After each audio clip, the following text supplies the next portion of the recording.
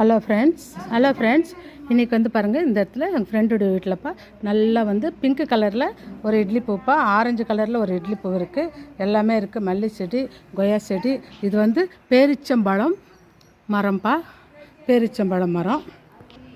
இது வந்து தும்பச்செடி, தும்பப்பூப்பா, இது மருத்துவ குணம் உள்ளது, அதனால் அவங்க வீட்டிலே வளர்க்குறாங்க ஃப்ரெண்ட். இது வந்து மாமரம்ப்பா, வெறும் நல்ல பூ தான் எடுத்துகிட்ருக்கு.